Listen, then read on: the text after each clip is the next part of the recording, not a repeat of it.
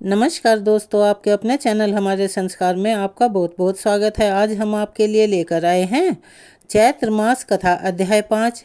लेकिन उससे पहले अगर आप चैनल पर नए हैं और अभी तक चैनल को सब्सक्राइब नहीं किया है तो आप सभी से हाथ जोड़कर निवेदन है, प्लीज़ हमारे चैनल को सब्सक्राइब करें, वीडियो को लाइक करें, ज़्यादा से ज़्यादा शेयर करें ताकि इस कथा के श्रवण का लाभ और लोगों को भी मिल सके। बेल आइकन को दबाना ना भूलें ताकि हमारी आगे आने वाली हर वीडियो की जानकारी आपको नोटिफिकेशन के जरिए मिल जाया करे।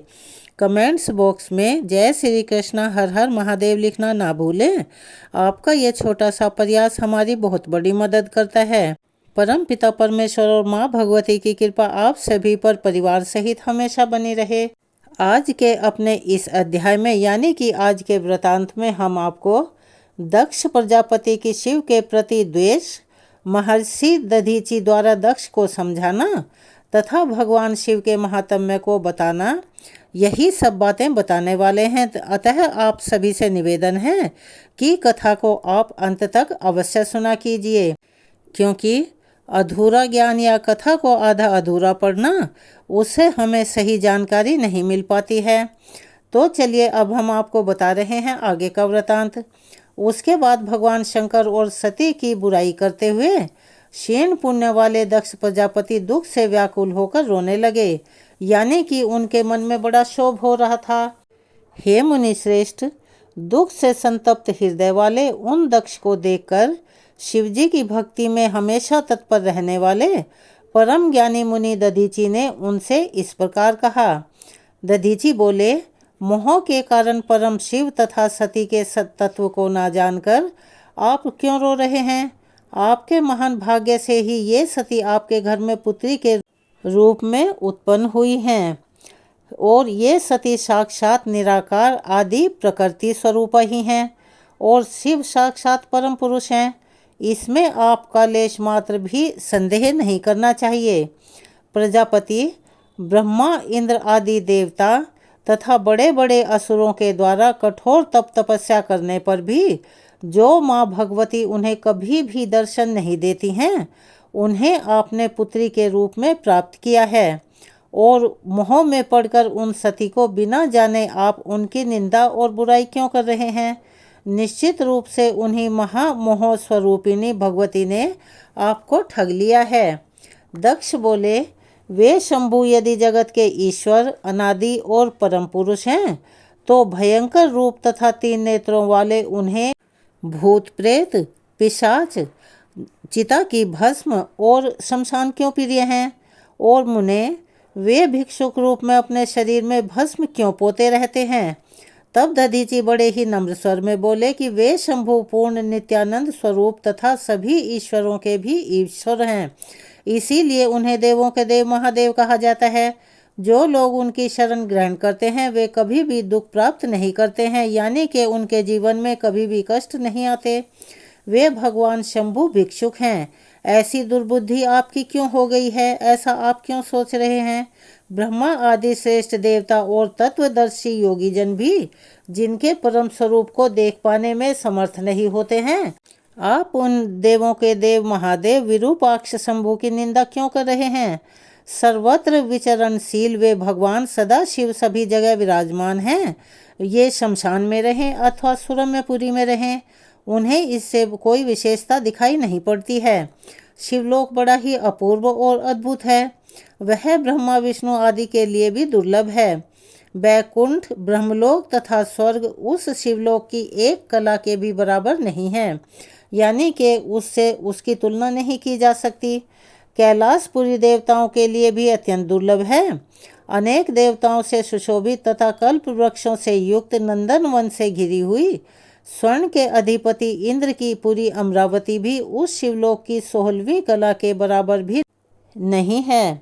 मृत्युलोक में भी वाराणसी नगरी नामक उनकी एक परम रमणीय पुरी है, जहाँ पर भक्त, उनके सभी भक्त जिन्हें मुक्ति और मोक्ष चाहिए, वो वहाँ पर अपने अंतिम समय में जाकर उनकी शरण में जाते हैं और वो मुक्ति प्रदान करने के कारण मुक्ति अक्षेत्र कहलाती है। जहाँ ब्रह्मा आदि प्रधान देवता भी मृत्यु की अभिलाषा रखते हैं, तो फिर मानव आदि प्राणियों की तो भला बात ही क्या है।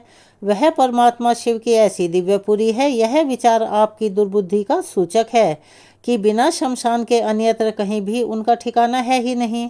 ऐसे सत्य स्वरूप त्रिलोकेश्वर देवाधिदेव भगवान सदाशिव और साक्षात ब्रह्म स्वरूपिणी महेश्वरी सती की भी निंदा आपको अज्ञानवश कभी नहीं करनी चाहिए। वे आपके जन्म जन्मांतरों के तप और तपस्या के बल से और आपके बड़े भाग्य और शुभ लक्षण होने की वजह से ही आपके घर में पुत्री के रूप में उत्पन्न हुई हैं।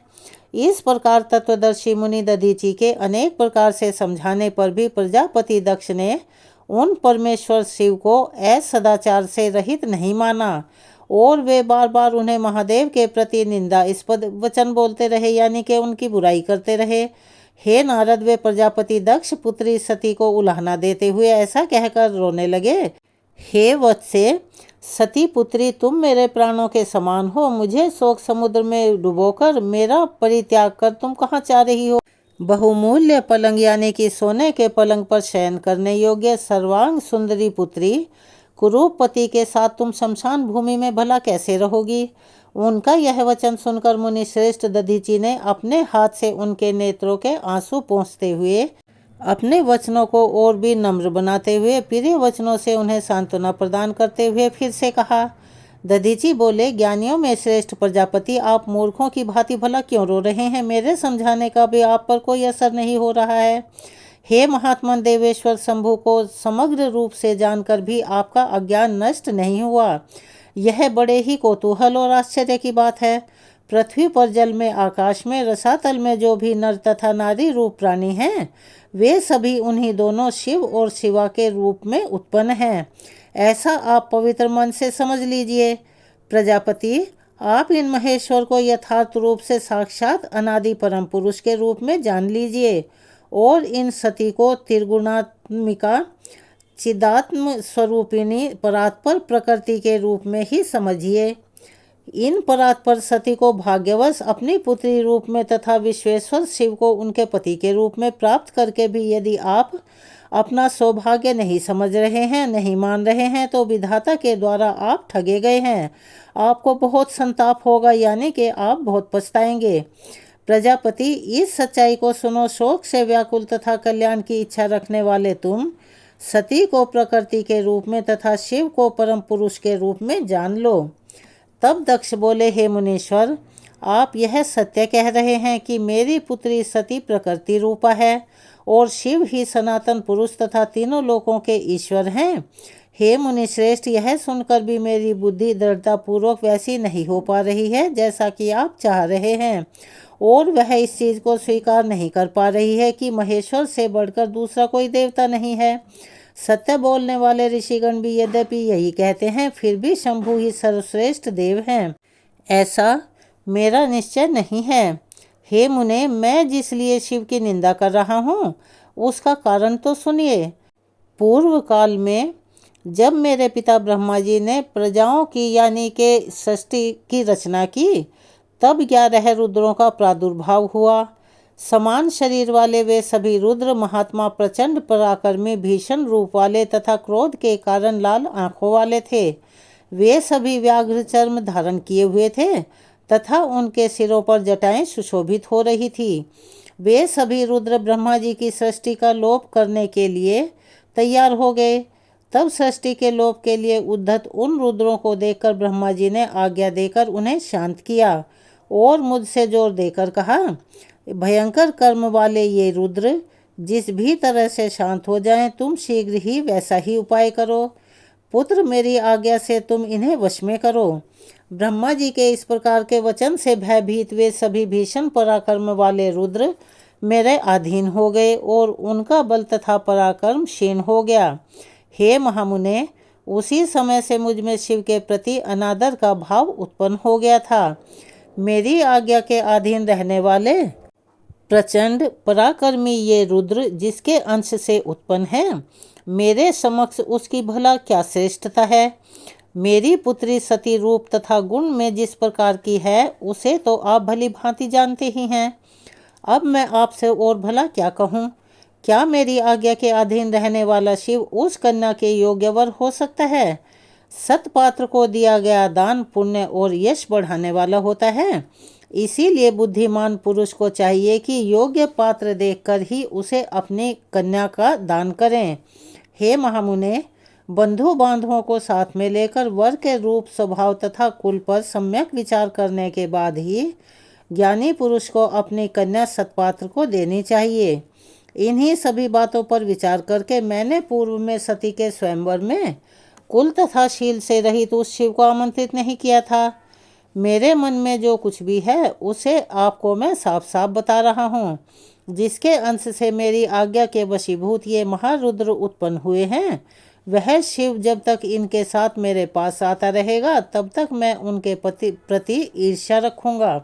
यह सच सच कह रहा हूँ। जब ये शंभु उस विद्वेष का फल प्रदान करने में समर्थ हो जाएंगे तभी मैं उनकी पूजा करूँगा और उन्हें सर्वश्रेष्ठ मानूंगा। यह मेरी दृढ़ प्रतिज्ञा है। तब श्री महादेव जी बोले। दक्ष का यह वचन सुनकर वे मुनीश्वर दधीची अपने मन में सोचने लगे कि माँ जगदम्बिका भवानी तथा शिव ने इस महामूर्ख प्रजापति दक्ष को निश्चय ही अपनी कृपा से वंचित कर दिया है और इसकी बुद्धि को भ्रष्ट कर दिया है। जो लोग मन, वाणी और कर्म से सती और देवों को देव महादेव यानी कि महेश्वर का आश्रय ग्रहण करते हैं, वे भी मोह में पड़ जाने के कारण उन्हें भली भांति जानने में समर्थ नहीं हो पाते हैं। तब यह मूढ़मति दक्ष, जिसकी बुद्धि को उन्होंने फेर दिया है, इसे समझाया जा सकता है तो भला इस संसार में कौन मुक्ति प्राप्त नहीं कर लेता। हे मुने, ऐसा सोचकर फिर बिना कुछ बोले हुए मुनि दधीची अपने आश्रम को चले गए और इसके बाद दक्ष प्रजापति दुख से सराबोर बार बार लंबी सांसें लेते हुए अपने भवन में अंदर चले गए। आज के वृतांत को हम यहीं विराम देते हैं। इसके आगे का वृतांत हम अपनी आने वाली वीडियो में सुनाएंगे। कृपया उसका इंतज़ार कीजिए, उसे भी अवश्य ही सुनिएगा। अगर आप हमारे चैनल पर नए हैं और अभी तक चैनल को सब्सक्राइब नहीं किया है तो आप सभी से निवेदन है, प्लीज़ हमारे चैनल को सब्सक्राइब करें, वीडियो को लाइक करें, ज़्यादा से ज़्यादा शेयर करें, बेल आइकन को भी दबाना ना भूलें। अपना सहयोग और प्यार ऐसे ही हमें प्रदान करते रहें। कमेंट्स बॉक्स जय माता दी, हर हर महादेव लिखना ना भूलें। धन्यवाद।